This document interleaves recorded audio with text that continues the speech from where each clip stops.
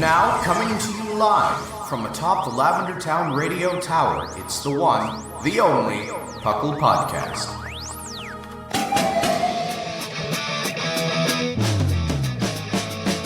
It's PUCL! PUCL! It's PUCL! PUCL! Pokemon Underground Champions League, oh yeah! PUCL!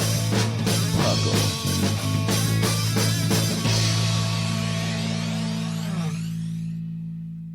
And welcome to the the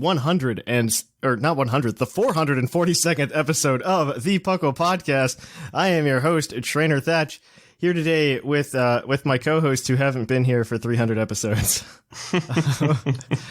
Maybe actually, Zcron, you might be close. You're pretty close. Honestly, I've been trying to be on every week, but everyone's bored with coronavirus, so I haven't had a chance till now. I mean, we do have the amazing as always Zcron, and then we also have the former trivia maestro himself, P. McGee. Hello. I have certainly not been here for 300 episodes. No, but welcome to the PUCL Podcast. PUCL, of course. What else would it stand for? Yes, the Pokemon Underground Champions League, a nonsensical name we made up in 2007. We talk everything from the Pokemon trading card game to the Pokemon video game series and more, whatever those may be. Maybe one day we'll get Pokemon amiibo cards. Ooh, I don't know how I feel about that. So I know I know what I'll do when that happens. Yeah, just an NFC chip programming essentially. Yeah, kind of like you could do it just like the Animal Crossing amiibo cards. Mm-hmm. I'm surprised they haven't gone that route. I'm going to be 100% honest. I'm surprised. I'm glad they haven't. Yeah, I certainly don't mind. It kind of brings back the thoughts of the e-reader cards back in the day. Mm. And how everybody totally didn't have an e-reader because the e-reader sold super poorly in the West. Yeah. Yeah. I own one. Oh, yeah. Well, I mean, I own one. That's I feel like that's something that's expected of a podcast host for Pokemon. You got to have everything. That's probably true. You got to know what you're talking about, right? So just to quickly change topics because I thought this was really funny and it happened this week. So PUCL not only stands for the Pokemon Underground Champions League, but it turns out it also stands for the People's Union of Civil Liberties. I love when this shows up. Which is a what is it? It's like a humanitarian group in India. I don't know how politically radical they are or not. I really don't know. But every once in a while, there'll just be some random Indian guy on Twitter that'll be yelling at the People's Union of Civil Liberties and will tag us in it. And I don't know I don't know what the topic what the subject matter is, so I don't know if I should respond and be go Pikachu as a reply to the tweet or something like that. But it's they're talking about racial injustices and you're talking about Pikachu. So. Well, because I don't know what they're tagging us for. I'm very confused. Yeah, should you try to inject the humor or should you just let it go? Do I let it because I don't want to get a bunch of backlash from a very specific radical group in India or something like that, and then they come and they destroy our iTunes review page or something. Oh no! Because we're racially insensitive. Yeah, you know what happened with T-Series. And so that's honestly what I'm most worried about. But it's been a time. Yeah, I thought that was hilarious. I that happened this week. It's not the first time it's happened either, by the way. I just thought it was funny. It was funny that it happened again. I don't know if it's the same guy that's doing it over and over again and just doesn't realize that he's tagging a Pokemon podcast every time he does it. He just assumes because we're the PUCL podcast. That group must hate us, by the way. That group must hate us. Yeah. Did we kind of pass them up on the Google search results? We definitely have. We definitely. No. I don't know if that's the same case in if you were from India or not, and Google would be oh, you're in India, so you're probably looking for the socially relevant in Google or PUCL. But here in the U.S., if you search PUCL, we do come up first. Because they were. I mean, if they really wanted to do it, they would buy pucl.com and. Yeah. The only reason we haven't is because fun fact, in the not the early, but in the late 90s, early 2000s, people would just go buy 4-letter domain names in the hopes that somebody would want one day or want it one day, and then they just hold on to it. And so that's what happened to pucl.com. Like somebody bought it in like 2000 or 2001 and they've just been squatting on it. It doesn't do anything. It literally, if you type puckle.com and it says, hey, contact me to buy this. Yeah. I feel like Scraw would know better. I feel like there was something about like purchasing those, and like they passed some kind of internet laws in more recent years to kind of stop that. We would have to have what's the word? We would have to have copyright or trademark on the name, which we don't. I see. And so that's where we'd have to go with it. And yeah, so that's kind of where it gets hairy. So they're legally allowed, but like I float them an offer, very lowball offer every year. So have they responded to you? Has the owner responded? Never. Yeah. It's like, my price is final. Puckle means the world to me. I'm probably the only person that's floated them an offer ever, so it's fine. because you can see from like 2007 to now, like if you look at the price, like the price is like increased like 20-fold. And I think they do it based on like what the internet search usage is for the acronym. And I'm like, yeah, that's because I exist. Like nobody else is going to come and buy it. Well, like, maybe the People's Union for Civil Liberties might. Maybe. It's not that expensive either. Like if you're a larger organization than us, like a podcast, like it's not an unreasonable amount. Like I think they're asking for like 17 or like 20K or something like that. And so It's not like they're asking millions of dollars or something for this URL. Dang. But it's still pricey. I mean, we don't have that. Yeah. So I'm not like going out of my way to buy it. I'd much rather buy an oil tanker at that point, you know. Right. Back to or at least an oil schooner. But I'm just maybe a tugboat. A tugboat could be cool. Yeah, this like have tiny like 3-person parties on the tugboat. I think the tugboat is actually a realistic goal. Oh, we could record episodes on a tugboat. Yeah. I think tugboats you can get pretty cheap. But what have you guys been up to in Pokemon lately other than buying tugboats? Oh, so much, to be honest. You know, like I've picked up my 100% of Emerald run that I'm trying, which, you know, also involves like getting every Pokemon from like Gale of Darkness, Coliseum, and Leaf Green, and like defeating all the Battle Frontier heads. So I've been like EV training Pokemon for that, and it's a slog, but you know, it's fun, and I'm having a good time doing it. Also been playing a lot of Pokemon Go with these flashback events, and those have been real fun. Dude, those have been a blast, actually. I really like how easy they are to do. Like that's the kind of research I wish I had like every week. If I could have a flashback type research every week, I would be so happy. Yeah, for sure. I like this Pokemon research.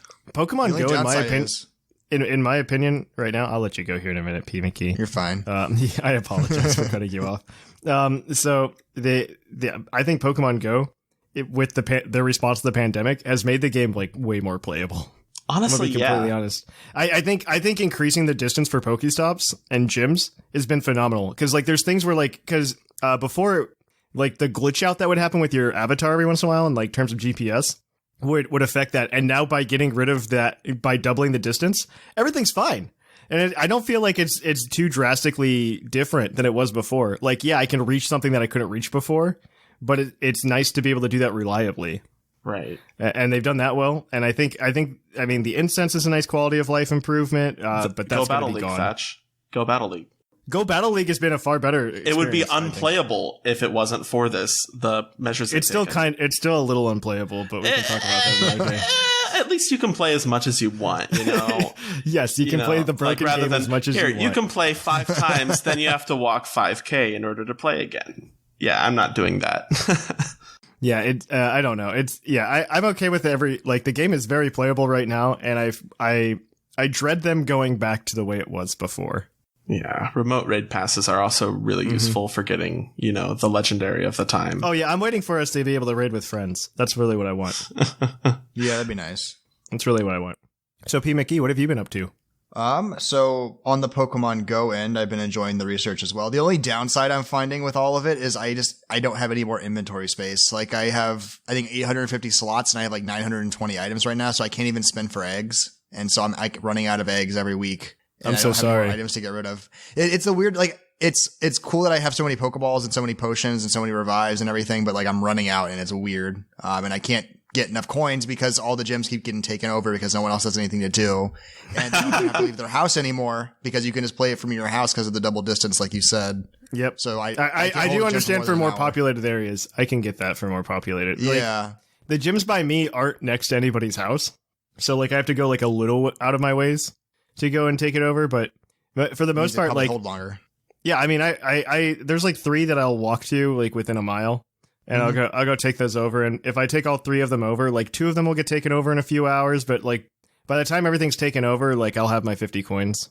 Oh yeah, that's good. And granted, they're going to change that, so who cares?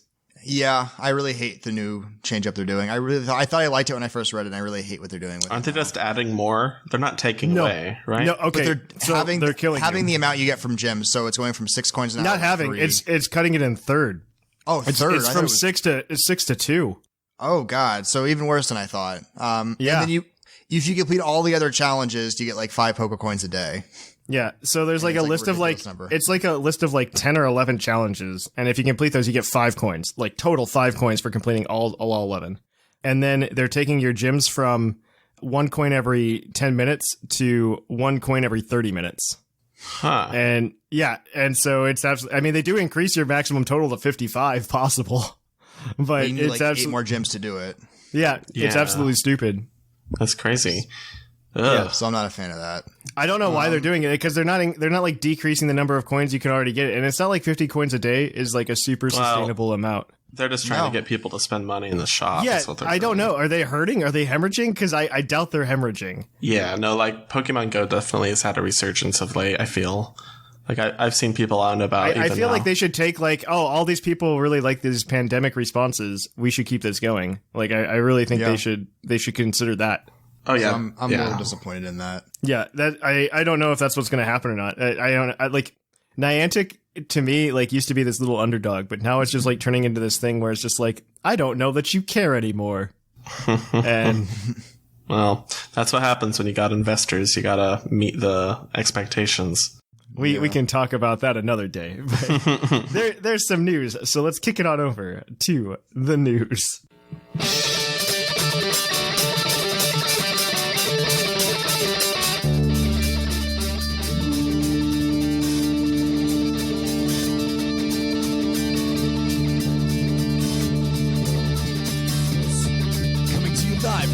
Town Radio Tower. This just in. And welcome to the news. In the news, we've got quite a few things. It's actually been a party week, man. So the wild area has shifted to Gigantamax Eevee because we wanted a bad Pokemon and we got it.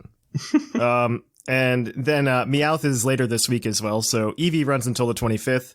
So you could be listening to this on the 25th, and if it's the morning, you're probably okay.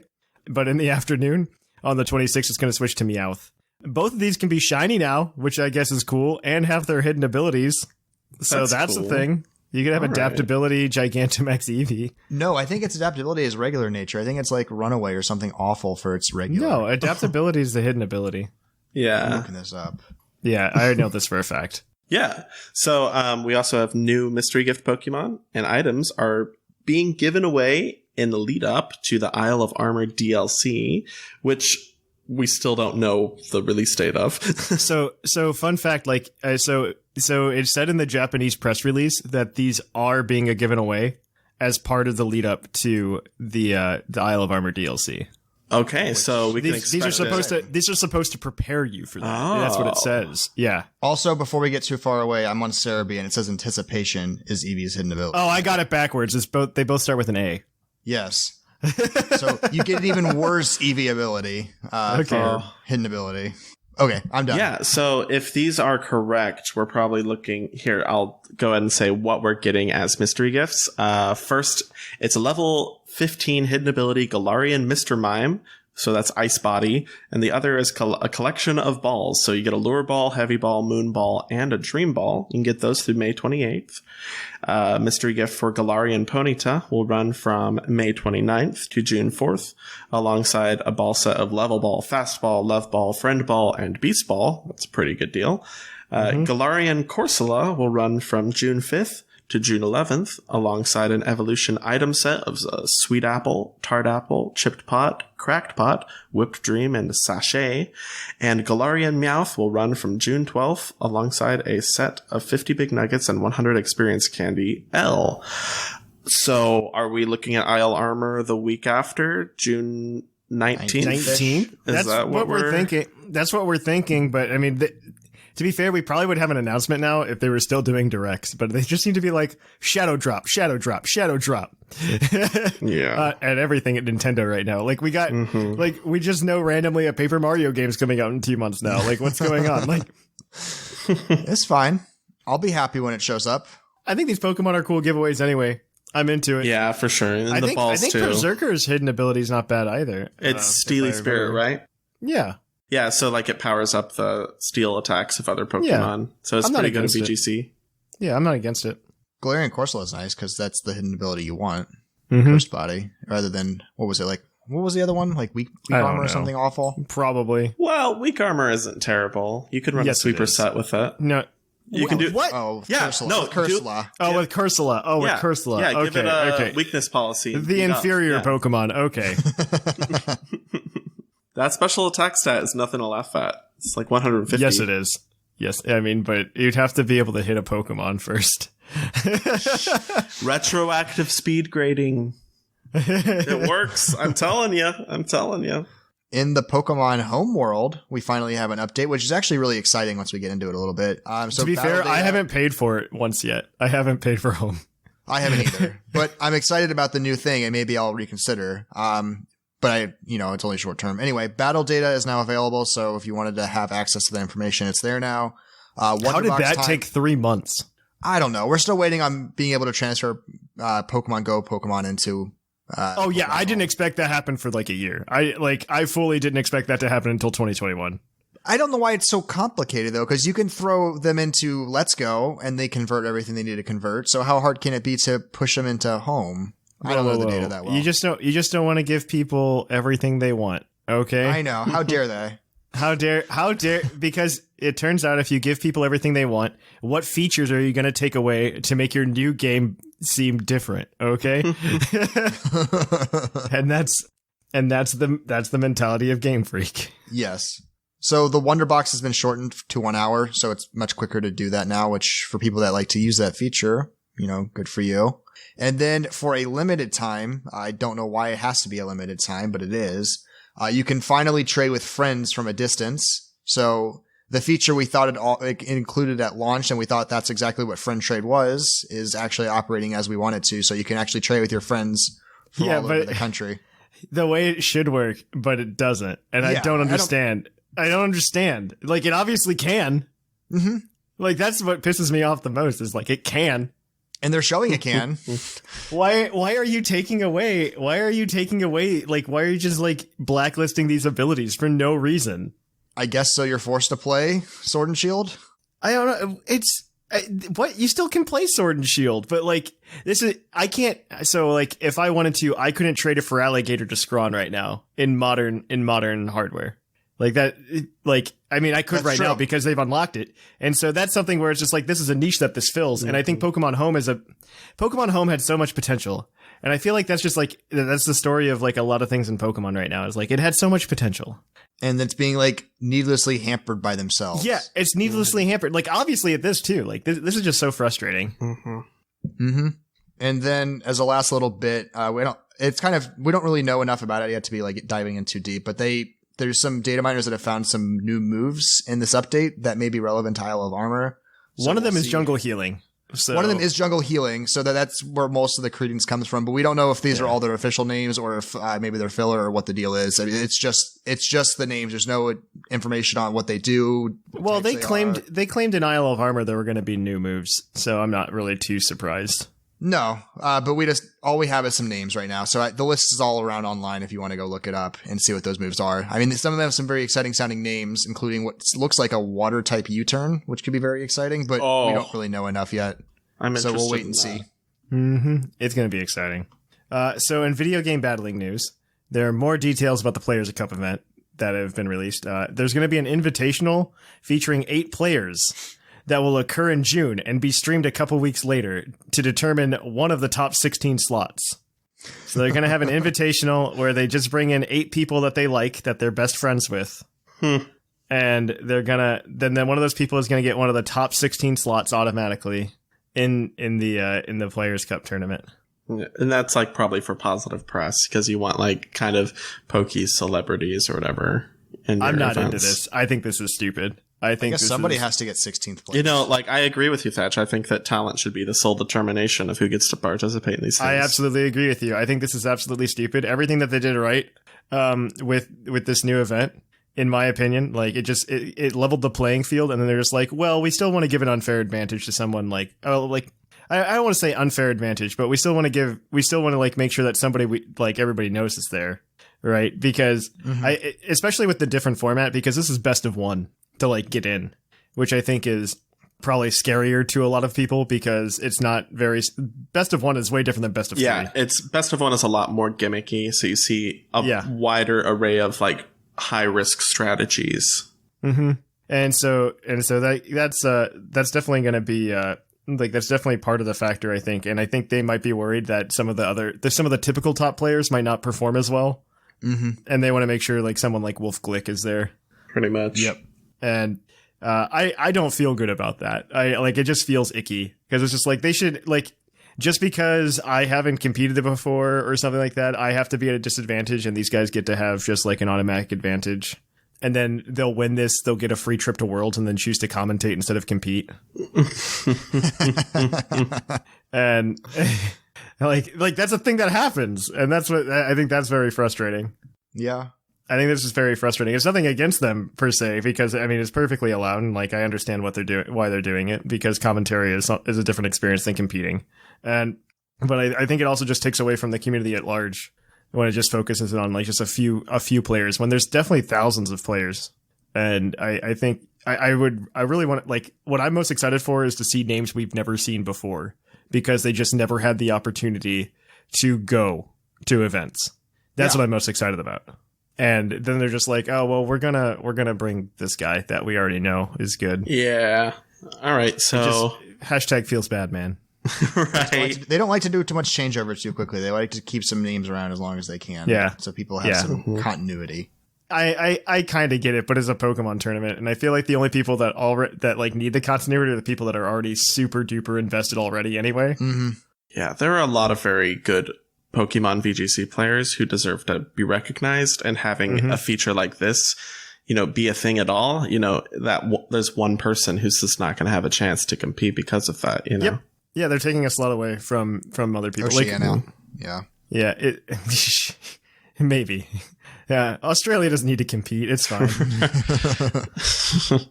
All right. So in Pokemon Go, they are holding a vote right now, if you're listening to this early enough, to decide the community days for June and July. The options are Squirtle, Weedle, Sandshrew, and Ghastly, and the winner and the runner-up will receive community days. Well, I initially thought that, but, each one has their case, I feel, except for Squirtle, since it's already had a community day. They're all bad. Like, with Sandshrew, you'll have, there will be normal and Alolan Sandshrew, apparently. So that's like the appeal there. So they'll get a shiny as well. Weedle, I think, has an unreleased shiny as of now. So you can get that blue-eyed Beedrill. And then Ghastly is getting a really good fast move that like charges up its attacks and makes it even like Haunter even more scary in Great League. So like there's a case for everything, honestly. I honestly think that this is a lose situation. You're kind of right, but we got to make the most of it. Where's the Gibble Community Day? Right, where's the Gibble Community Day? I've been wanting Gibble for ages. I don't think they're going to do that in a pandemic, but they're not going to do Gibble. They're not going to do a Gibble Community Day at all. That would be nice. That's why. That would be too nice for us. That would just like that. Niantic's really like the community days have gotten pretty bad lately. Like since like Piplup, we just came off of a CDOT. Yeah, I mean we had a CDOT community day. Wow. Well, it's this Sunday. Wow. It will be over for people listening. I get it. Yeah. Yeah. Wow. CDOT. So exciting. Okay. So on a more positive end for Pokemon Go, the Throwback Challenge is still going on. We're in the final week of the Throwback. So it's right now at the Sinnoh Research, which is lasting until the 29th. And if you complete it, you receive a Cresselia encounter, which is actually pretty exciting compared to the last couple of weeks where there was Ho-Oh and Groudon. I'm actually excited about the Cresselia. Shiny the Cresselia, Glameow. I am too. Yeah, I am. Yeah, I don't have one. Most, yeah, I don't have most of these legendaries because I don't have anyone to do 5-star raids with. So I can't ever compete them. I agree with. I do, but you all live across the country. So until you can raid with friends, it's hard to do. But Shiny Glameow is now in the game. So they're adding another shiny cat this week, which is exciting. As usual, the regions need to be complete within the week they occur. And then because it's the last weekend, because not everyone's going to complete it, they have come out with a paid solution if you want to be able to still participate in the Galarian, Zigzagoon, Meowth, Darumaka, and Stunfisk event. So you can purchase a pass. I don't remember what the price was for the pass. It's like $7.99 or something like that. It's not awful, but it's $8. But you can also, I think you can also get Genesect out of it. So like, even if you didn't do it before, I'm going to pay for it. I didn't realize you get the Genesect. You get extra stuff. You get extra stuff. Yeah. I'm wondering with the Genesect if it's like a random drive form. I think it might just be standard, probably. Because they are in the game. Like, I know at least 3 drives are in the game. I don't know what out of the last Genesect worked. So it's probably very similar. I got a normal drive one. That's all I know. And then if you did have all of the 4 weeks done and completed, but you still wanted the Genesect and you still wanted to pay for the pass, you'll get extra candies for all the Galarians. So that has its own little benefit as well. Still the same cost. So something to consider if you missed out on any of the weeks and you really want to be able to catch the Galarians next week in June. So get excited. You also get like a bunch of like Unova stuff too, which is really nice. Yeah.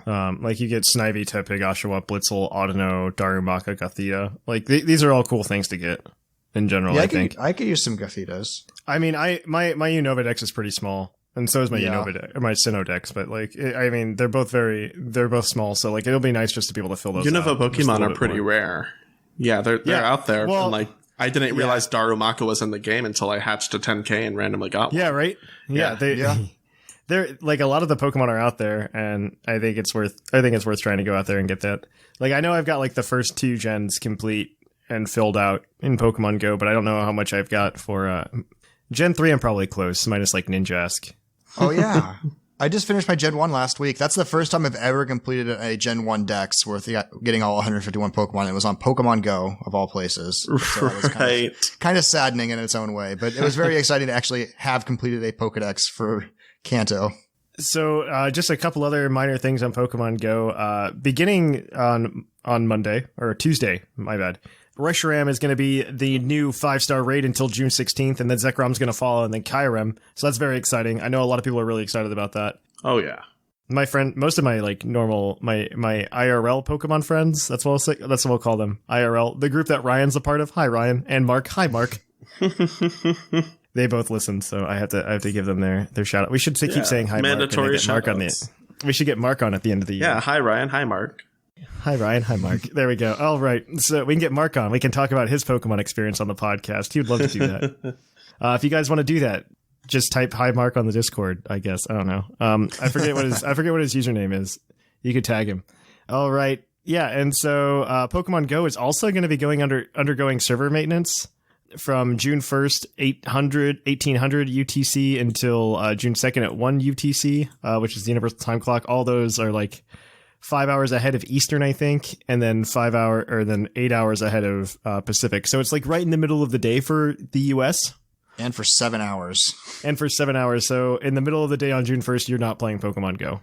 Just as a heads up. And then there's some giveaway stuff for PUCL for the Patreon. There's issues with that, so I'm not going to go into too many details with it. We're working them out, though, currently. Just be aware. And we'll update Patreon if we need to. Yep. Follow Patreon for the updates. Stuff is still being given out. I will say that. On that note, though, we are going to go ahead and we are going to kick it on over to Puckle's Poke Quiz, where we're going to quiz your co-host on their insane Pokemon knowledge.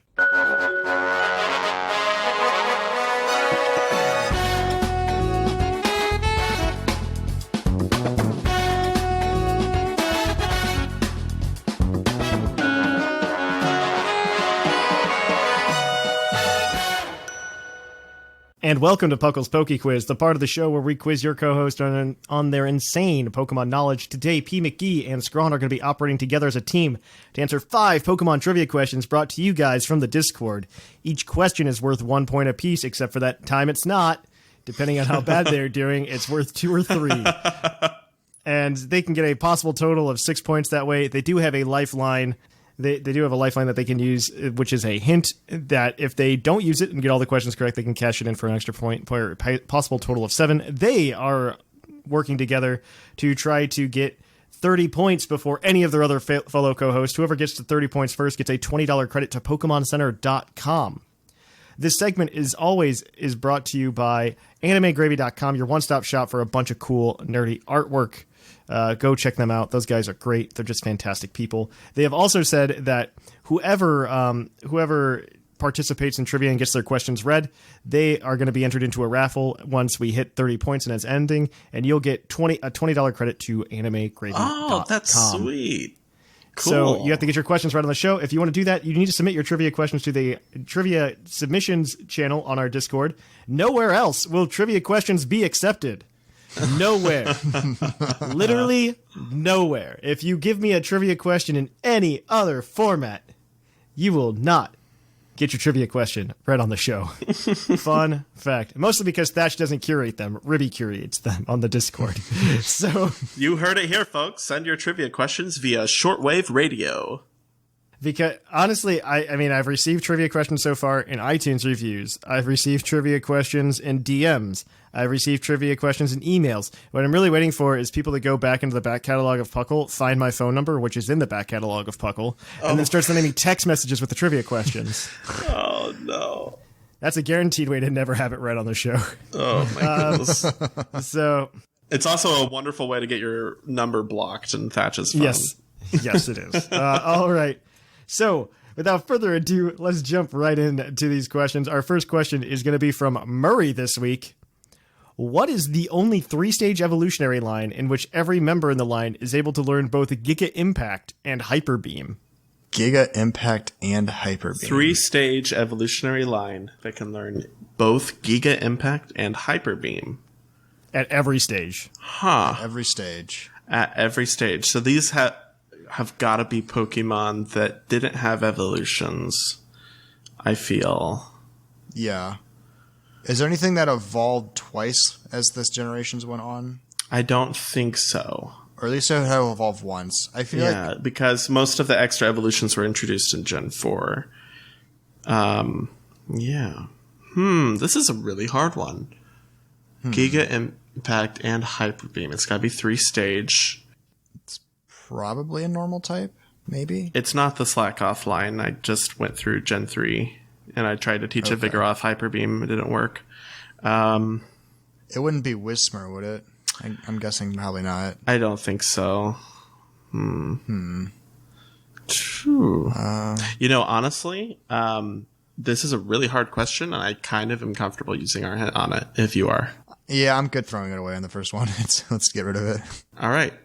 At some point in the Pokemon franchise, this Pokemon line, every evolution was its own end stage. It had gained evolutions in subsequent generations, and it's a normal type. So I guess I confirmed everything for you. Let me see if I said. The only way to get one of these Pokemon so this Pokemon was originally introduced in Generation 1. And the only way to do so was through the game corner. Okay. So Porygon. Yeah, so it's got to be Porygon. And then in Gen 2, Porygon 2 was added. And in Gen 4, Porygon C was added. So it's got to be the Porygon line. Okay. I like when I say everything and then I can't think of the right answer. It's real. Yeah, that makes sense. Fun. So I guess we're going with Porygon. Yeah, Porygon. The Porygon line is correct. That is 1 point for you guys. You are 1 for 1. Our next question comes from... Skullmane Banky? Yes, that's how we'll pronounce that. What is the most common ability? Oh, shoot. It's got to be like levitate or pressure or... Okay, so levitate's high up there, sturdy's high up there. I don't know if either of them are the correct answer. I feel like there's something else that's a little more common. What about like Blaze, Overgrow, Torrent? No, because those would be equal, so there's nothing that would... It wouldn't be a three-way tie for the correct answer. I would hope not. Yeah. Okay. It's not a 3-way tie. No. Okay. It's a tie, though? No. Okay. There are 43 Pokemon with this ability. Let's see.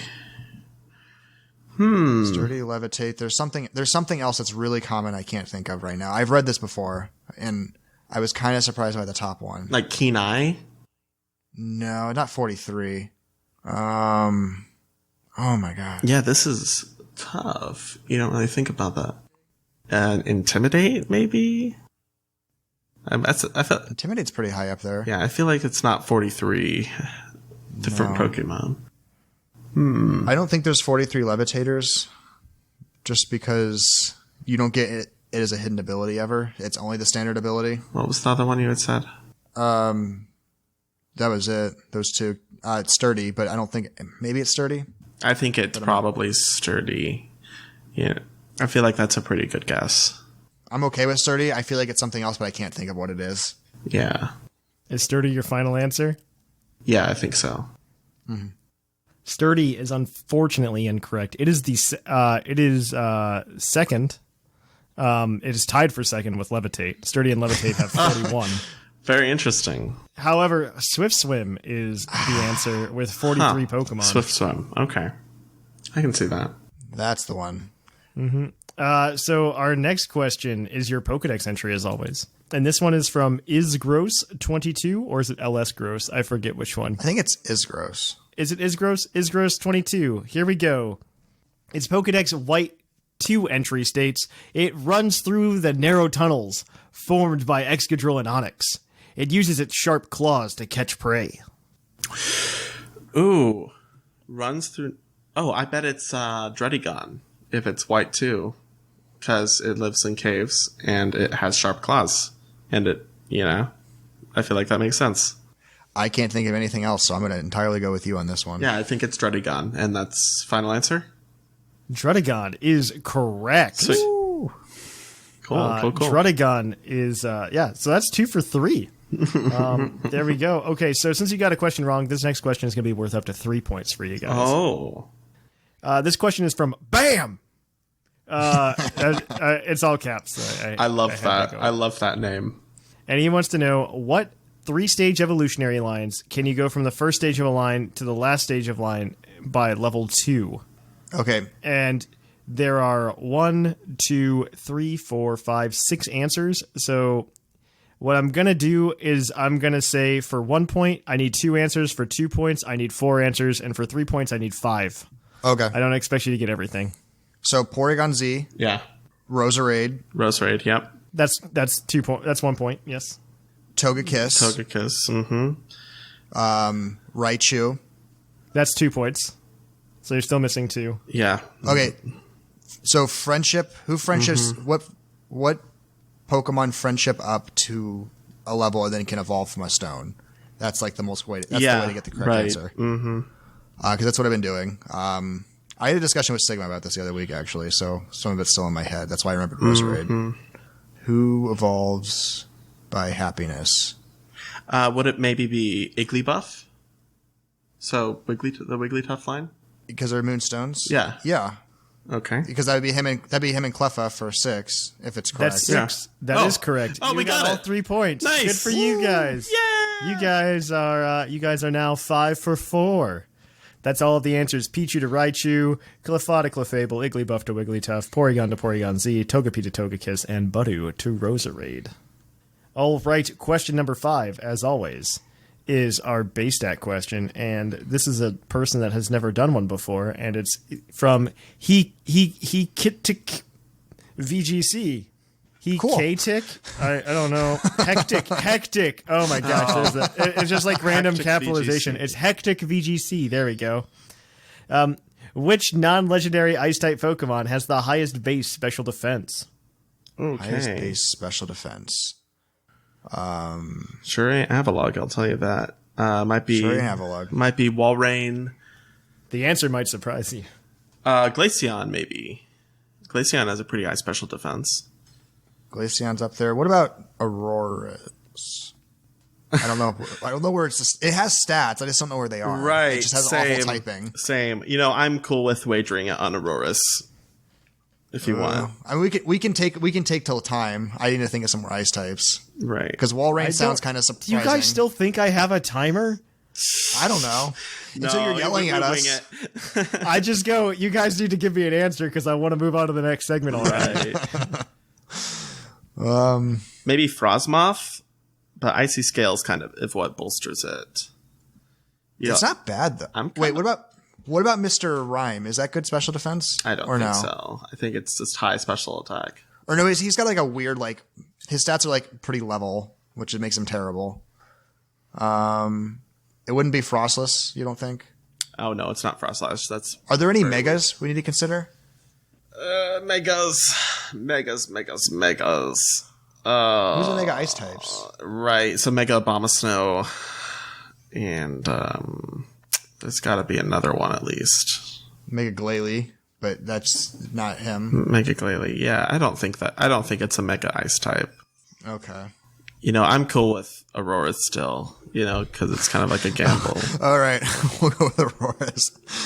Auroras is incorrect. The answer's Cryogonal. Oh, right. Yeah, no, I see that. Okay, Cryogonal. The answer's Cryogonal. We didn't even think Regice. Is Regice special defense? It's a legendary. Well, it's still a legendary. It said not. Oh, you're right. Yeah. Regice would win, I think. Regice is the highest by far. Okay. Yes, with base 200. No, it's like a specially defensive tank. Yeah, so I mean you are correct there, but yeah, no, it's the answer is Cryogonal. So you guys got 5 points today. That does change up our standings. So currently in first place we have a tie between Sublime and P McGee with 11 points. Ooh. Seth Vilo's in second with 10 points. Whimsicott, our Sigma, and Jushiro are in a three-way tie for fourth with 6 points. And in a two-way tie for seventh, we have Linny and Scrawn with 5 points. Shamu and Basket have yet to get on the board. Well, McGee, too, at 5. Magee's at 11. Oh, nice. He already had points. Sweet. He already had points. Yeah. Sweet. Great job. Yeah. Cool. He's tied for first. You're in the running. All right, so that is it for this episode of Puckle's Poke Quiz. We're going to shift gears, guys, and take a quick break, read you an iTunes review, and head on over to the topic. And welcome to another podcast review that we've gotten from Oki94, the essential podcast for any Pokemon trainer. Thatch and his crew are the best. The knowledge and variety is unmatched in the podcast community. The rotating list of hosts and topics keeps the show fresh. I've been listening for almost a year and a half, and I kickstart every week with Puckle. Keep up the great work, crew. Well, thank you, Oki. We will do just that. And if you want your iTunes or any podcast review on the show, just go ahead and review us on your platform of choice. We appreciate it. But now, on to the topic. And welcome to the topic. Our topic today is going to be evil teams or bad guys. Let's just say bad guys in Pokemon. Did they do their job? Did they do it? Did they succeed? Did they succeed? I don't know. Were they successful? Were they good bad guys? I think we did it once before, a really long time ago, before Sword and Shield came out. Way before. I think it was like before Sword and Shield were even announced. Yeah. So this is pretty old. So I think it's really cool to take a look at Chairman Rose in that light. The one thing that really depresses me is like looking at this and just looking at how similar a lot of Pokemon bad guys are. Yeah. Yeah, like I feel like a lot of Pokemon bad guy teams, they would benefit from just having like a small R&D department. I think that's really just their biggest issue is they just need like one guy who's like reading books all the time. That's all we need. In Black 2, White 2, you've got Colress working for Team Plasma. I don't think Team Plasma is a terrible team either, though. Like, I think if we go through it just like a very face value, like I think Giovanni's successful because he was already running like a Pokemon crime syndicate. His only downfall is being defeated by a 10-year-old prodigy. Yeah, he didn't get the Master Ball, basically. So he had to use other means to try to get Mewtwo. I think Giovanni, yeah, he was successful before he even tried. Did he do a good job or did he do a bad job? I think he did a good job. He took most things for what he wanted. I think he was just stopped for the Master Ball, and like that's the only thing he didn't do. My joke is that he would have done a bad job because he's evil. Gen 2 Team Rocket, I think, is a little bit more depressing because I don't know why they just wanted to get Giovanni back so bad instead of just being like, hey, let's just try to run it ourselves. No, very charismatic leader, They wanted their leader back. I don't know. I don't know how I feel about that. We didn't really need Team Rocket in Gen 2. They just kind of hang out a bit. I'm surprised there wasn't like more of like a power grab going. I fully expected like Alexander the Great, like death type scenario. You know what I mean? Because when Alexander the Great died, he had like 8 major generals that were like pretty much all in the same status that could, take his place. And they all tried to do it, and then they just like split up the empire 8 ways. It's very counterproductive. It was very counterproductive, yes. So that's just that's fully what I expected from Team Rocket. Maybe that is what happened. Maybe that's where Archie came from. Maybe. Speaking of Archie, Archie did a bad job. Yeah, Archie and Maxie kind of just fizzled out on their plans to drown and destroy the world. In a sense, they were successful. They achieved their plan, which is making it all water ground, kind of. They achieved their plans of awakening Kyogre and Groudon, but I don't think they ever achieved their final goal. I think because, especially if you look at like the Omega Ruby Alpha Sapphire version of events, you realize that they go, oh man, we done messed up. This was not anything that we thought it was. Yeah. Uh-oh. Please help us. Please make this right. And like that's like in that scenario of events, I think they failed because one, they didn't look far enough into what it would mean to wake up that Pokemon.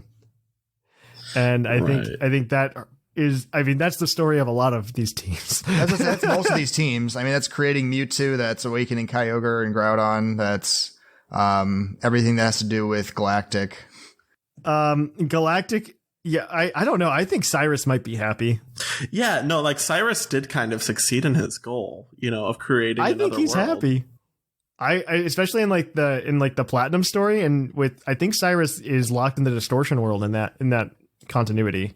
Yeah, he just didn't like the world, so he wanted to be alone. Well, he wanted to be like a godlike character. He wanted to make the world and remake the world in his image. Like he was like far out there, okay, man. he was pretty far out there. He just really, really wanted to like make the world new. It's really weird. I think he stays in the distortion world. Yeah. Yeah, he kind of gets stuck there, but like he's not too opposed to being stuck there. Yeah, he's not opposed to being stuck there. Did he show up in the Rainbow Rocket stuff? He did, yeah. Ultra? Rainbow Rocket was probably one of the cooler things that happened. It was fun to see all the bad guys hang out again. Yeah. Well, they all came from worlds where they succeeded, too. It's the best form of them. Yeah. The darkest timeline. Yeah, the darkest timeline for each of their goals having been fully realized. I would say Getsus, though, did like a really good... Like, he is probably the darkest villain like ever. He had the most thought out like plan too, even if it didn't fully succeed. He played the long game. He had it all thought out. He raised a child and then said, "Hey child, you need to tell people to release all the Pokemon." He knew he was too evil to be convincing, so he got a new front man to do it. Yeah, that was crazy. He got like he raised a child for like 15 years. And like did that. It's nuts. I feel like he wasn't a good father because In was basically raised by Pokemon. Yeah, he's not supposed to be a good father. That's not the point. You can be an evil mastermind and still be a good father. Okay, so you're trying to add like gray areas in bad guys in a franchise that tried to do that for like 30 seconds, but was like, we need to let people know that Team Plasma's the bad guy. And so, like, you have this really convincing, like, oh man, this is kind of a gray area. Releasing Pokemon, do they want to be slaves? And then, like, the next scene is 2 Team Plasma grunts literally kicking a Munna, and it's just like, oh, cool, that makes sense. Yeah, but like, there's that scene in Driftvale City where you have like the 2 halves of Team Plasma, and the good half is like helping people. Like it's kind of like PETA Plasma. I would say PETA is worse. PETA's terrible. Like PETA's a terrible organization. I don't care how much you like animals. I think PETA's a terrible organization. And I think most people would agree with that. Like PETA is on like, if people have stories of PETA just like walking up to their house and like taking their dogs off their front porch, and then the dog gets euthanized because they're like, you weren't taking care of it. I'm like, I'm sorry, I left it on my porch for like an hour. So you're saying that PETA is evil Team Plasma. They just want to take your Pokemon away. It is. I mean, that's been the comparison since like 2009 or whenever the game came out. Like, fun fact, like when Black and White came out, that's when PETA decided they were going to like make like a Pokemon, like a really gruesome Pokemon parody. And like there's a little game where you can play and like the Pokemon fight each other and like they get bloody during it. It's just like show you look how cruel you're being playing your animal fighting simulator. And I'm like, man, it's such like a crazy coincidence because it was like before the release of the game. Like that's the tone of the game. Yeah. Like the evil organization is PETA. No, it's a really cool story. It is. It's definitely one of the better done stories in all of Pokemon, I would say. Like maybe the best. In the Black 2 White 2 storyline, Colress was kind of like the brains behind Team Plasma because he got what he wanted, which was like testing Kyurem's power and trying to push the limits of Pokemon power. So he kind of got what he wanted. Getsus didn't because of, being defeated by a 15-year-old again. He had a cane that time. He was definitely very frail. Yeah. It was a very evil-looking cane, at least. It was an evil-looking cane. It looked like it was a pirate ship cane. He goes from like this evil guy to like, hey, I am a pirate. He does have that floating kind of pirate ship. Yeah, there's the pirate ship you have to invade. He does. You are not wrong. He is totally a sky pirate who like controls ice, and that's amazing. Getsus is actually a really cool villain. I don't know if he controls ice. It's more like he keeps a Kyurem inside that just keeps using and he shoots beams of ice at the world. Same thing. Clearly, I don't know if it's exactly what I would say, but it's interesting. It's interesting. So what ended up happening with Getsus? I need to know if he kind of succeeded or not. When he's defeated, he suffers a mental breakdown and violently rejects the compassion and shows him. The Shadow Triad take him away from the giant chasm and later inform the player that Getsus is no longer mentally capable of any further criminal deeds. So he ends up in a home. Getsus ends up in a home. Yeah. I don't think he succeeded with his plans. Getsus ends up in a home and visits him every once in a while. Brings him some cookies. They play checkers. Oh my goodness. Oh, okay. That's so sad. So Lysander, I'd say Lysander at least knew what he was getting into. I feel like Lysander knew what he was getting into. He builds this very successful telecom the worst company. plan since Ruby and Sapphire. It's like the worst thought out plan. No. It felt like Cyrus, where Cyrus is like, I'm gonna become a god and like remake things. Yeah, except Lysander's was more philosophical in that he didn't just want to recreate it because he could, but he believed that in its current state, the world could not get any more beautiful and that it would just suffer a fall from greatness. So he kind of wanted to basically destroy the world so that its beauty could be preserved forever in the state of your mind. It kind of like goes with like the France artist theme, like beauty is fleeting and it's not permanent, it's transient. It's a really complicated like philosophical thought. It's really, but the end game is really bad. Yes. It is. But you could also say that he just wanted to turn the world orange. That sounds like a really interesting philosophical idea, but I don't think anything about X and Y was ready to tackle that. Yeah, and he failed too because a 10-year-old stopped him. Even with his arm contraption. Yes. Was he arrested either? Like, what happened to him? I'm curious now. Like, where's the justice in the Pokemon world? I said it off air. I think the only time we ever see anything in prison is like Coliseum, when they put like the mayor in prison.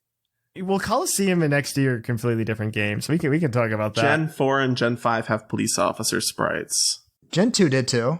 Gen 2 did. Yeah, because you could battle them. But I mean, that's also Team Rocket. I'm okay with being like, we escaped the law. Haha. Yeah, that's fine. They're covert. A lesson of Pokemon. Rich people are not held accountable for their actions. After being defeated for the third and final time, Lysander expresses his disgust towards the fact that his beautiful world will never be a reality. The player and their friends attempt to reason with him, saying that if the people cooperate together, a better world is possible, and they use the Mega Evolution achieved by him as proof of his bond that he has with his Pokemon. He, however, rejects the idea mere naivety, and then attempts to force immortality on the player and their friends. What? Oh. Force immortality on their friends, or that's an X version. In Y version, he will kill everyone in the building and fires the ultimate weapon using what little power remains. The blast from the weapon destroys the building and seemingly buries Lysander and the HQ under the rubble. As a result, Team Flare disbands. Never mind, Lysander's just dead. That's yeah, fine. pretty much. Like, kinetically, he's just dead. Yeah. The end game with this, it's kind of tenuous at times in the XY storyline because his plan did involve Xerneas and Yveltal. He was stealing the life force with Yveltal, but converting it into immortality for himself through Xerneas. So, like, in each game, you only have one of the components, and it kind of doesn't make much sense. Yeah, he just dies. He just dies. Like, he just dies. Like, that's his justice. I mean, there's the justice in the Pokemon world. I guess he's just dead. Like, so I think there's, like, in Gen 7, so we can just, like, shift gears, because Lysander was, I don't know if he was good or not. He just, I guess he got it to work, but yeah. I don't know. I don't know if he was good at it or not. In Gen 7, we kind of have, like, two versions of things, like, 2 or 3 versions to talk about, because I think Lusamine and the Aether Foundation, the original one, is, like, your real bad guy. Yeah. That was kind of their twist. And I would say they were successful because they got her to go to, I mean, she went to Ultra Space and found Nihilego. And I think she was successful in, like, her goals. I again think it was one of those things where it's just like, oh, maybe, like, you know, like a little more research. That would have been nice. Yeah. And they just didn't do that.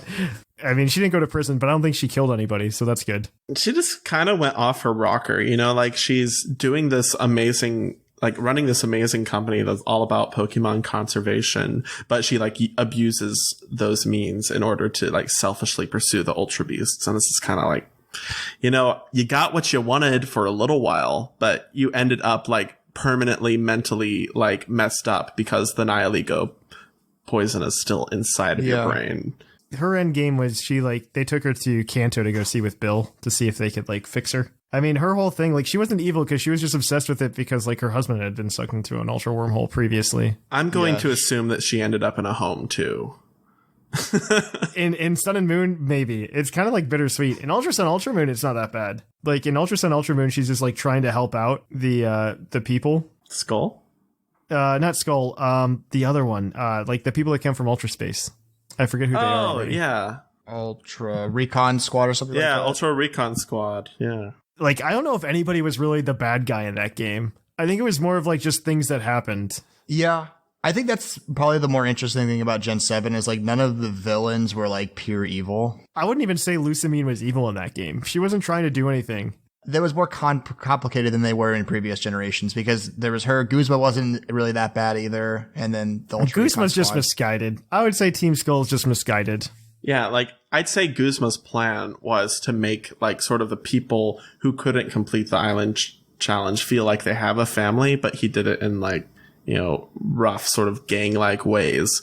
And, like, he gave them a home, so I'd say he succeeded. I mean, they did basically steal all the homes of Po Town. It's fine. It's fine. If I had to choose Sun and Moon versus Ultra Sun and Ultra Moon, story-wise, I think I really like Sun and Moon better. Yeah. Yeah. I thought it had a much better arc for Lusamine, and by like shoving Ultra Space down our throats in Ultra Sun and Ultra Moon, I think it really killed the story. Lusamine had this really cool arc that she got to go through, but with the Ultra Recon Squad and Ultra Sun and Ultra Moon, it just kind of killed all that and was just like, hey, save us. Yeah, like come defeat Ultra Necrozma. Hey, come defeat Ultra Necrozma and fix our world, which is okay. I mean, meh. Okay, thank you. Mm-hmm. But at the same time, meh, I guess. I don't know. I don't feel too strongly one way or the other. So Lusamine probably didn't achieve her goals in Sun and Moon, but she did in Ultra Sun, Ultra Moon. And Guzma kind of did, but ended up learning a more valuable lesson about himself. Is what we're going with. Team Skull's like a whole fake out. They're supposed to be like the traditional like villain organization because that's what we're used to seeing, and then they're not really, and then it's Aether, so it's like the twist. I think we talked about that. Yeah, it's the red herring. Yes, that's exactly the way to do it. I think in Sword and Shield they tried to do the exact same thing again with Team Yell. Oh. But everything was just done so badly. Because it was just like, oh, here's Team Yell, and it's just like they just stand in the way. That's their job. And they don't even have a real leader because both Piers and Marnie are just kind of like, guys, stop doing this. Yes, they're just like, guys, what are you doing? Let me win on my own merit because I'm a skilled trainer. Please do not obstruct others from participating. They're just like, guys, stop. They're their own real enemy. I mean, it could have been better if they built Marnie up as a character a little more. Yeah, I think Marnie was just so underdeveloped. I think she has a really cool arc. But she needed more encounters. Take a couple away from Hop, and then throw them to Marnie, and we're golden. You could take any number of battles from Hop and give it to anybody else, and the game would have been better. Like, I don't think I need. Let me look. I think I'm sure Pubblepedia has like a list of like the number of battles you have with Hop. It's like 8 or something. 1, 2, 3, and like there's also 3 multiplayer battles. 5. There's 5. 6. Okay, 7, 8. 8 battles. 8 battles with Hop. It's 8 battles. 3. Oh, 9. I found 9. Yeah. That's in the Slumbering Weald though. And there's also 3 times that he battles alongside you. I think the thing that's frustrating about Hop is he has an interesting arc, but it doesn't start until like the 5th or 6th battle. And so you do all these battles to get towards the arc, and then like the arc happens. The arc is interesting and it's fine, but like you could have cut out 2 or 3 of those earlier battles, thrown them at Marnie, and Hop still could have had his fine arc, and we could have gotten more out of Yell and Marnie. Like if Marnie would have gotten 1 or 2 more battles, I think Marnie's character would have been fleshed out way better, and I would have felt something. Because I feel like they wanted me to feel something when we got to Po Town. Mm-hmm. With Marnie, and I was just like, oh, hey, Marnie, this is the second time I've seen you in this game. What do you want me to do? I think that's probably one of my biggest letdowns with everything in Sword and Shield, because we saw her early on, like as a released image and like Morpeko, and like we thought she'd be really interesting. We saw some work for like Team Yell, and it all like culminates in what's Po Town, which is just one long alleyway. It's not Po Town. Not Po Town. Po Town's done better than I got confused. Not Po Town. Oh god, what's it called? That you know what I'm talking about? The one that it's just one long alley. Spikemuth. Yeah, Spikemuth. Spikemuth, so it has a cool name, has a cool look on the map, and then you get to Spikemuth. It's just one long alley that culminates everything with Team Yell and Marnie, and then that's basically her story. Don't forget the Mr. Mime trade. Yeah, and Mr. Mime trade. Yeah, you can trade for a Mr. Mime there. What's up with that? Right. I don't get it. Cut in case, 2 new Mr. Mimes wasn't good enough. You can get the old one too. I think Rose though is the bad guy. I mean that's what they want you to think at least. Yeah, he's very misguided, and he essentially pulls an Archie and Maxie, and he's just like, oopsie daisy, this is way worse than I thought it would be. So he tries to usher in the Great Calamity early. He's trying to do it early so he can prevent it and just get it over with, and he fails. He fails very badly. Yeah, and what I didn't understand is okay, this event's not going to happen for 100 years or so. So why are you trying to push it now during the Champions Cup that your organization is sponsoring? Okay. So I take issue with that thought process, Zcron. I take issue with that as a scientist. Okay.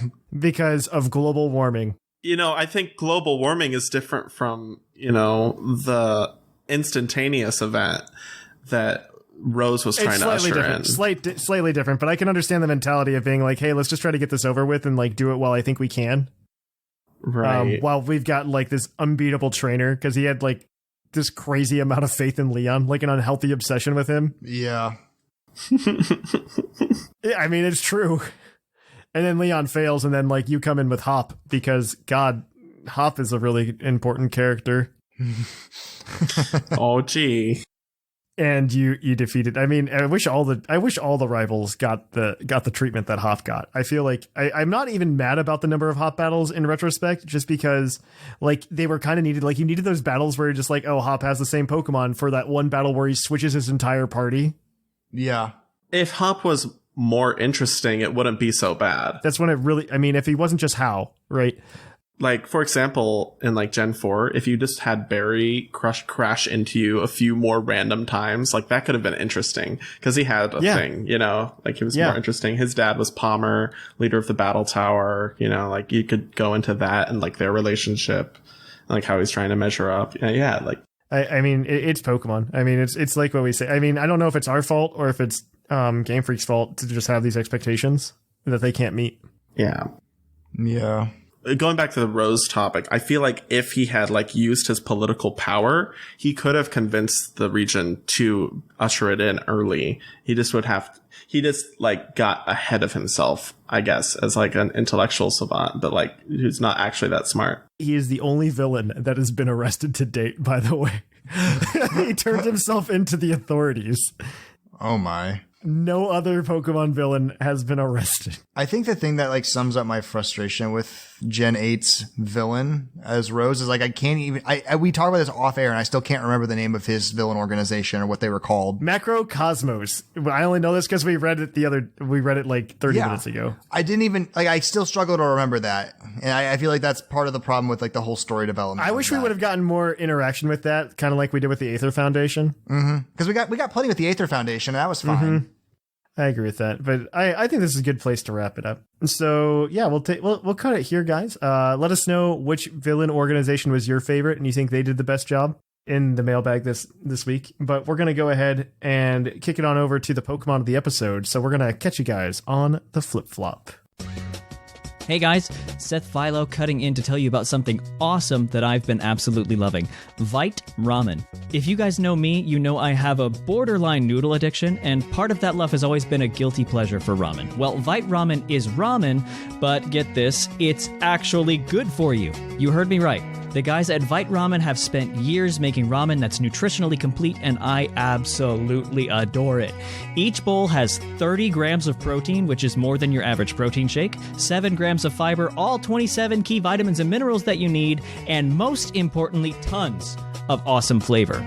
Oh yeah, and did I mention it still only takes 4 minutes to prepare? It's basically still instant ramen. You can head over to viteramen.com and pick up soy sauce chicken, garlic pork, and my favorite, vegan miso flavors, as well as handy utensils and other such stuff. And here is the coolest part. At checkout, enter code PUCL, and you'll get 10% off your entire order. That's PUCL, all caps, for a whopping 10% off. Anyway, I gotta get back to rating, and you've got a show to finish. Catch you guys on the flip-flop.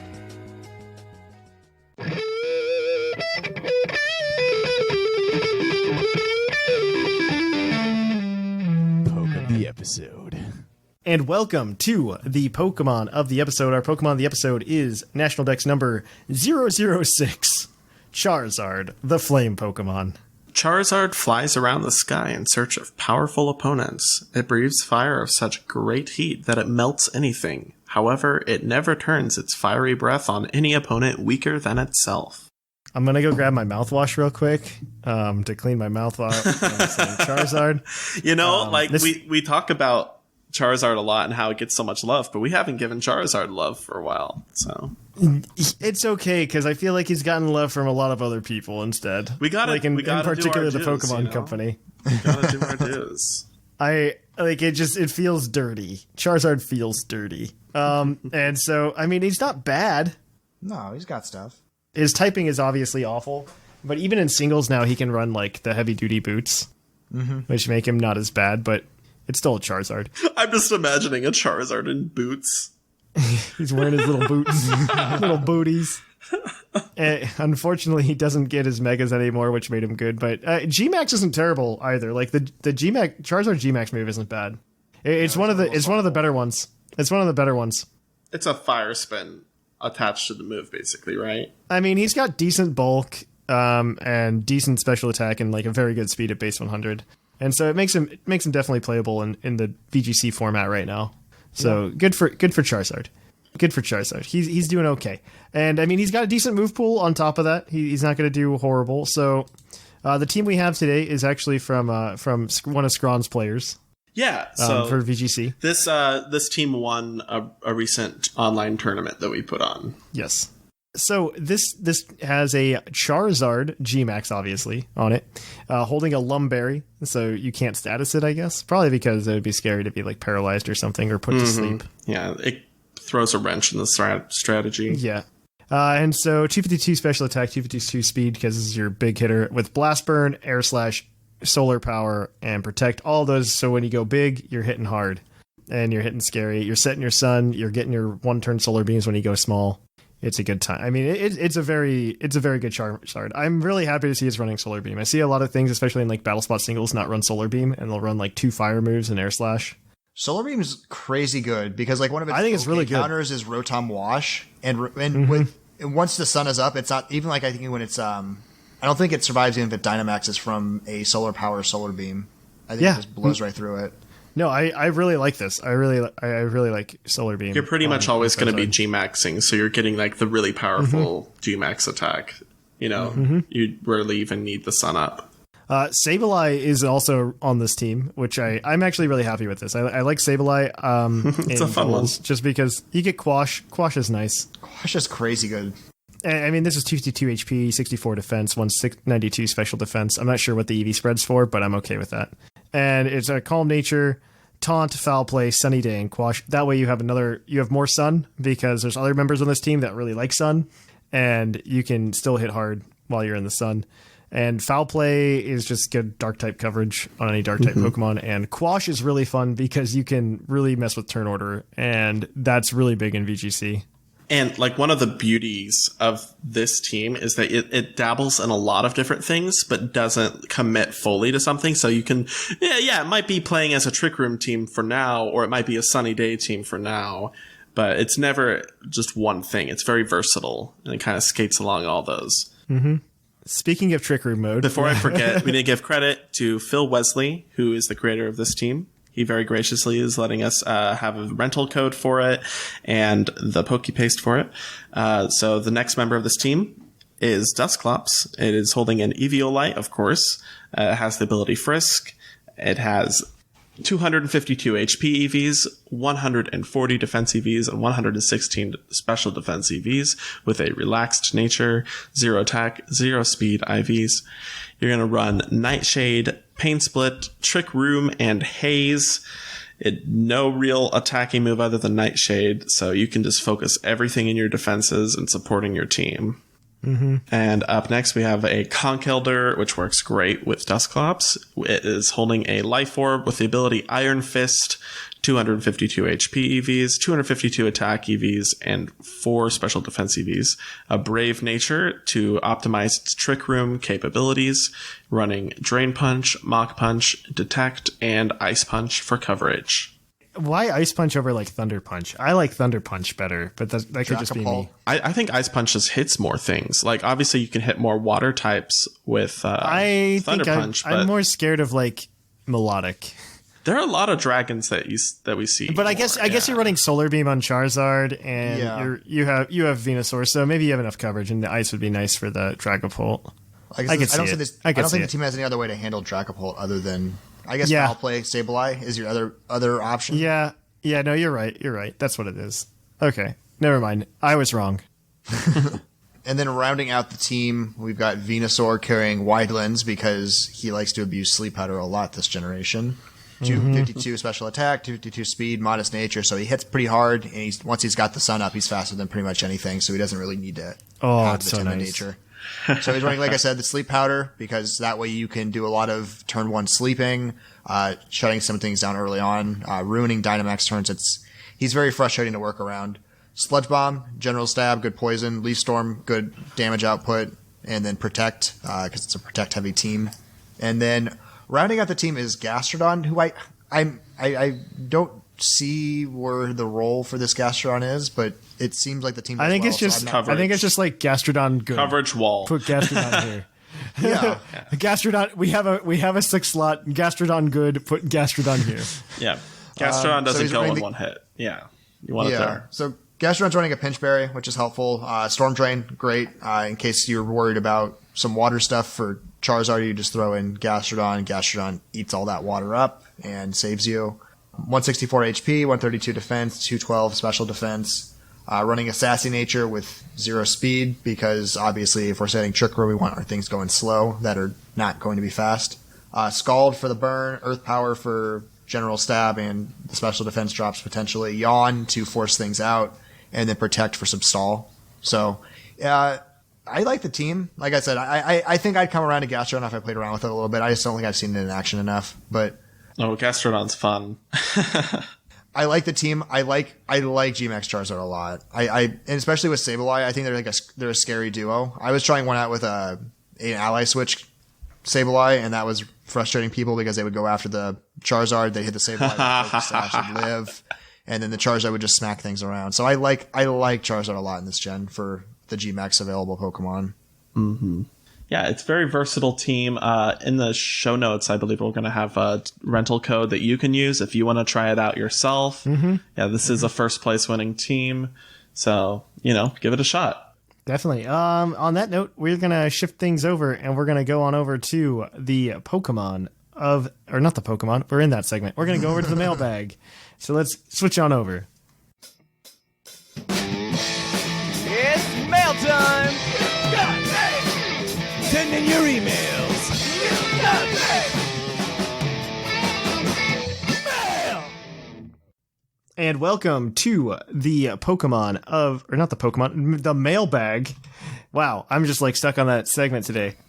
This segment is brought to you by Green Tauros, the energy drink that gives you hooves. Hooves. And in addition, this is the segment where you can send an email into us at puclpodcast@gmail.com to let us know what your thoughts are on that topic of the week prior.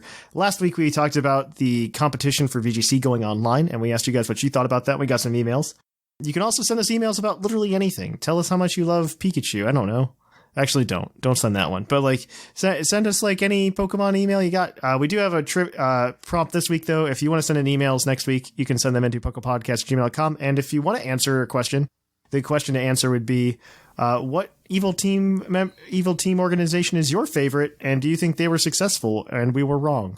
So go ahead, send those in to puclpodcast@gmail.com. Our first email today, though, is going to be from... I forget his name already.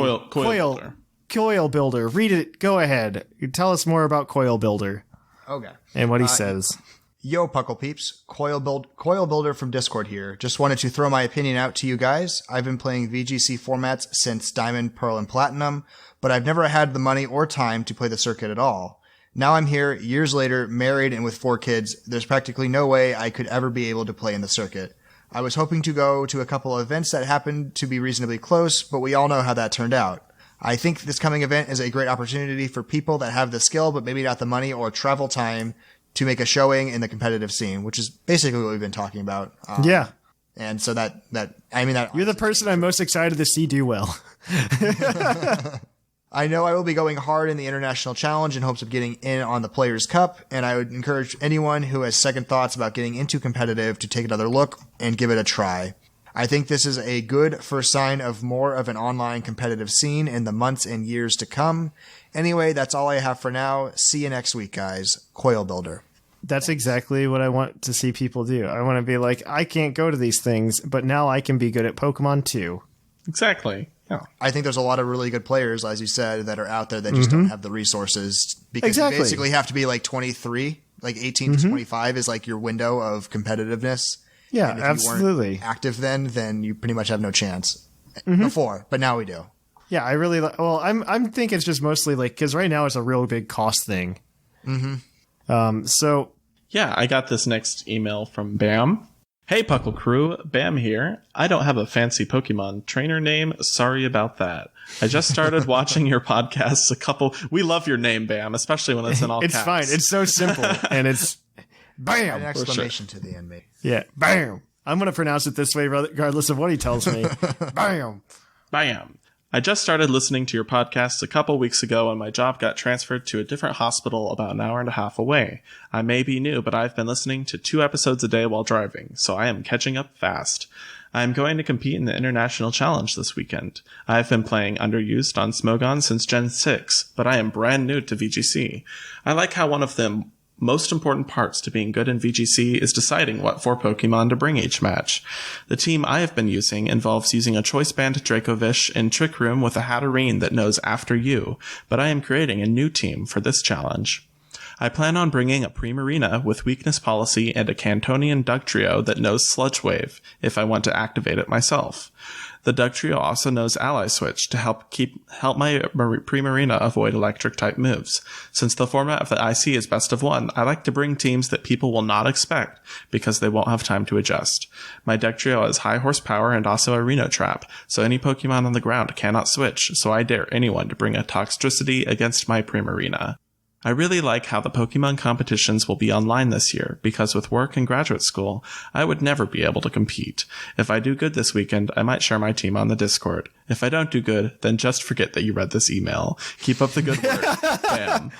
I love that. I'm going to remember that I read this email regardless, because I'm proud of you, Bam. Bam. Bam. After every battle he wins, I want him just to say to himself, Bam.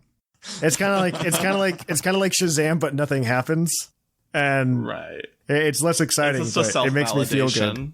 If I were to say "bam" after everything I did successfully, I think I would just feel happier as a person. You should just say your name anyway after everything. Just say Thatch.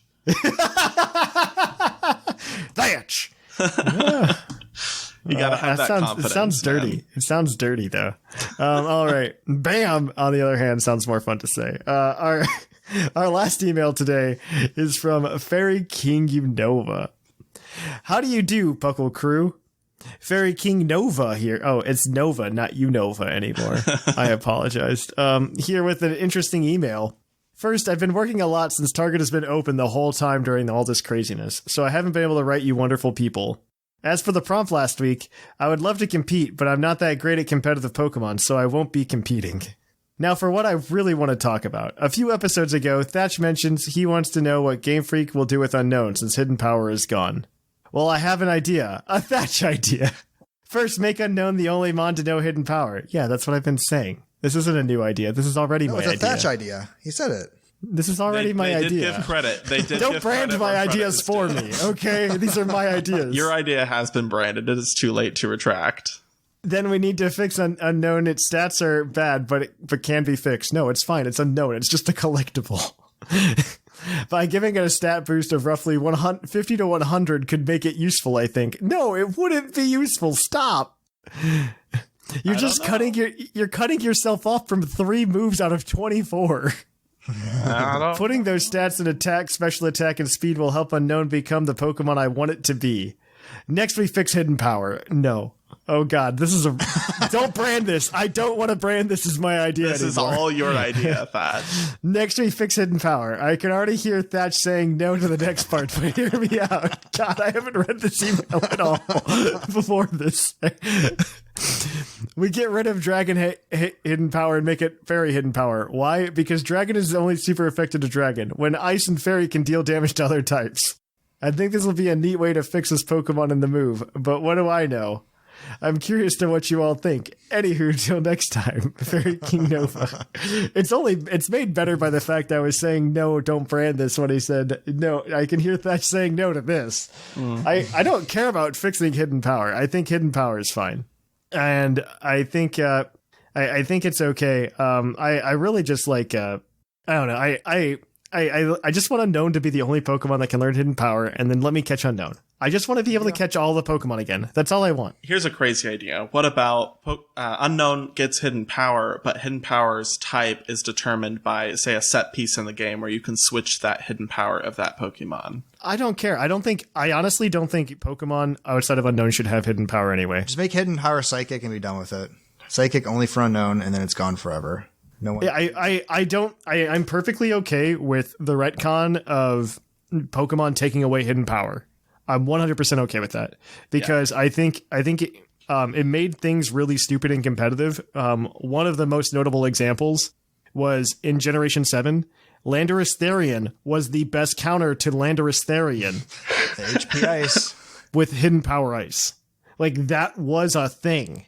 Mm-hmm. And it just gave like infinite coverage to Pokemon who didn't need it. And I think a lot of the Pokemon that did need that extra coverage ended up getting something to cover that. Like, I think one of the examples I can think of is Sylveon. Sylveon got access, because it used to run Hidden Power Fire, it's got access to Mystical Fire now.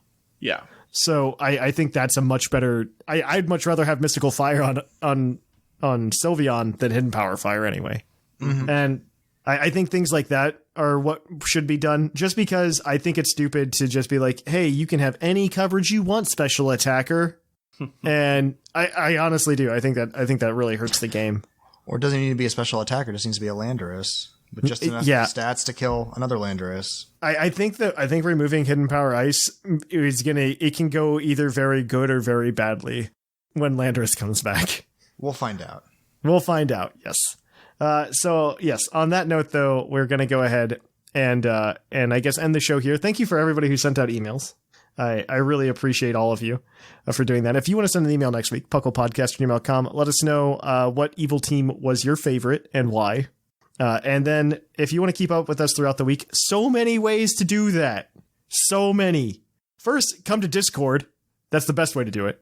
Yes. But if you can't come to Discord and you want to watch Thatch talk about bowling on Twitter, you can do that by following us on Twitter. Actually, well, if you follow the Puckle account, you won't see Thatch's random bowling tweets. But somebody said something about a bowling ball the other day, and I was telling them how they were wrong. You just went off. So Thatch is really into bowling. Fun fact. And then so we've got the bowling. We've got Twitter. We've got the Facebook. We've got the Instagram. We've got a YouTube channel that we've been doing a really cool series on, and it's very exciting. I think P. McGee's actually on this week's episodes. Ooh. So yeah, it's going to be very exciting. It was a good time. We were doing a Fire Red Nuzlocke together as a group. It's really fun. It's like little mini podcasts for ears. So if you haven't already, go over to youtube.com/puclpodcast and watch those. We're trying to get enough watch hours so we can get repartnered and we can start putting ads on those and make a little extra side income from YouTube as well. So anything you guys go watch over there, we're actually really close. We're less than 500 watch hours away from being able to get repartnered, which is actually really, really close. Nice. Yeah. So please go over there, watch it. We would really like to see what you guys think. And if you guys like that type of content, we can keep working on things like that.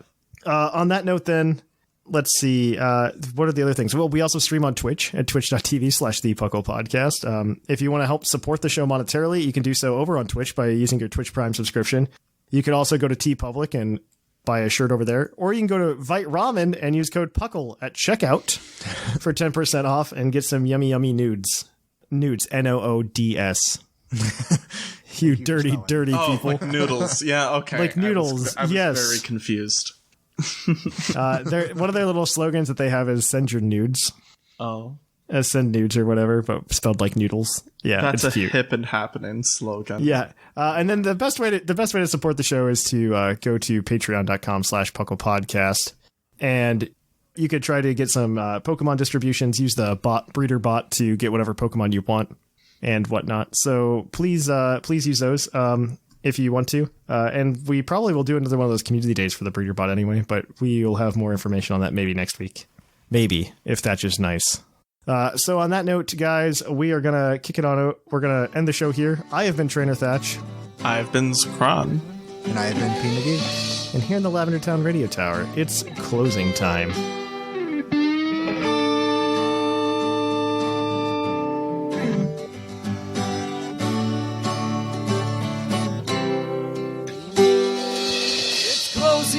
Time in Lavender Town. Time to say our goodbyes. It's closing time. Farewell, my friends. I'll catch you on the flip side.